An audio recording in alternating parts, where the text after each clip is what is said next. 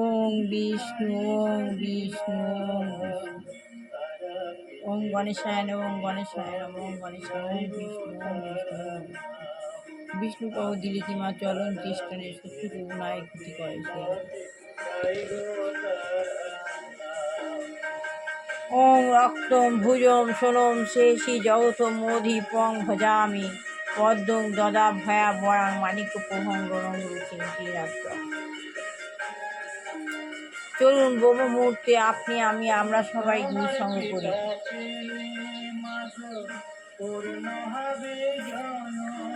গুরুদেব দুর্গাপ্রসন্ন পরমহংস দেবায় নমঃ। গুরুদেব দুর্গাপ্রসন্ন পরমহংস দেবায় নমঃ।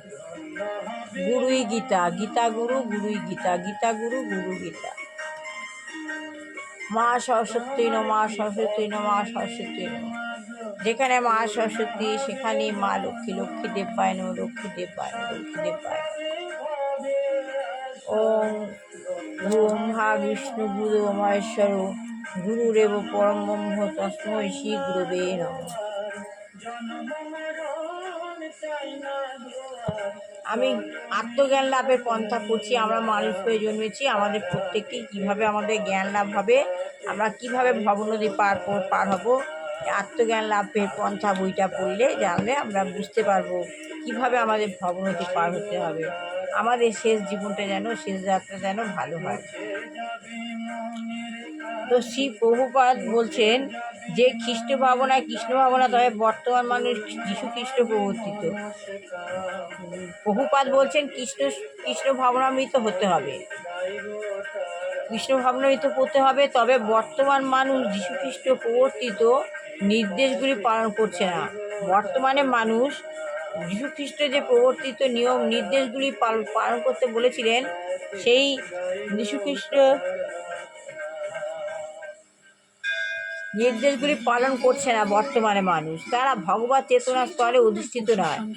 এখন বর্তমান যুগের মানুষ ভগবত চেতনার স্তরে অধিষ্ঠিত হতে পারেননি। কুমারী নিক্সন সমস্ত ধর্মগুলির মধ্যে কৃষ্ণ ভাবনামৃতের বৈশিষ্ট্য কোথায়? কুমারী নিক্সন বলছেন যে সমস্ত ধর্মগুলির মধ্যে কৃষ্ণ ভাবনামৃতের বৈশিষ্ট্য কোথায়? শ্রী প্রভুপাদ প্রভুপাদ বলছেন প্রথমত ধর্ম মানে হচ্ছে ভগবানকে জানা। প্রভুপাদ বলছেন ধর্ম হচ্ছে ধর্ম মানেই হচ্ছে ভগবানকে জানা এবং তাকে ভালোবাসা। তাহলে ধর্ম মানে হচ্ছে আমাদের প্রথমে ভগবানকে জানতে হবে আর ভগবানকে ভালোবাসতে হবে, সেটি হচ্ছে ধর্ম। আধুনিক যুগে যথার্থ শিক্ষার অভাবে সেই ভগবানকে জানে না। আধুনিক যুগে যথার্থ শিক্ষার অভাবই হবে সেটা। শিক্ষার অভাবে কেউ ভগবানকে জানে না, তারা আর তাকে ভালোবাসার তো কোনো কথাই ওঠে না।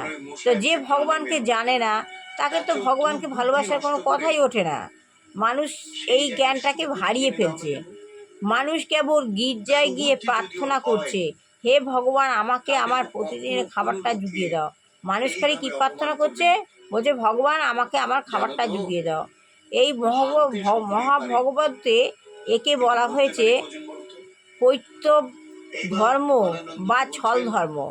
ভগবত এটাকে বলা হচ্ছে কৈতব ধর্ম, ছল ধর্ম।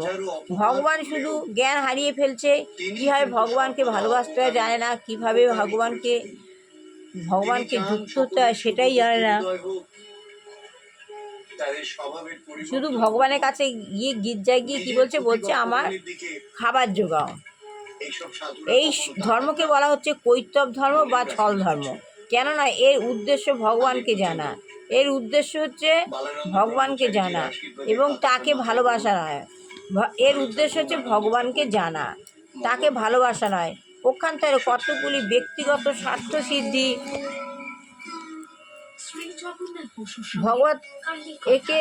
ভগবানকে ভালোবাসার কোনো কথাই ওঠে না। মানুষ কেবল গির্জায় গিয়ে প্রার্থনা করছে, হে ভগবান আমাকে আমার প্রতিদিন খাবারটা জুগিয়ে দাও। ভগবতে বলা হয়েছে এটা হচ্ছে কৈতব ধর্ম, কেননা এর উদ্দেশ্য ভগবানকে জানা, তাকে ভালোবাসা নয়। পক্ষান্তরে কতগুলি ব্যক্তিগত স্বার্থ সিদ্ধি করা। এর উদ্দেশ্য হচ্ছে ভগবানকে জানা, পক্ষান্তরে ভগবানকে ভালোবাসা নয়, ভগবানকে শুধু জানা, ভগবানকে ভালোবাসা নয়, পক্ষান্তরে কতগুলি ব্যক্তিগত স্বার্থ সিদ্ধি করা।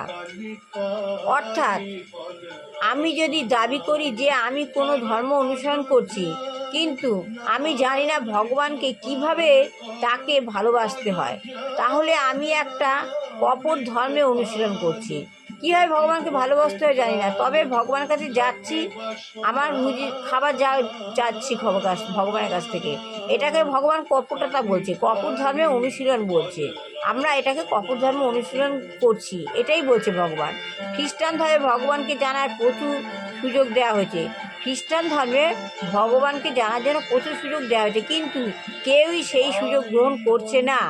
যেমন বাইবেলে নির্দেশ দেওয়া হয়েছে দো শ্যাল নট কিল, বাইবেল বলা হয়েছে দো শ্যাল নট কিল, তুমি কাউকে হত্যা করবে না।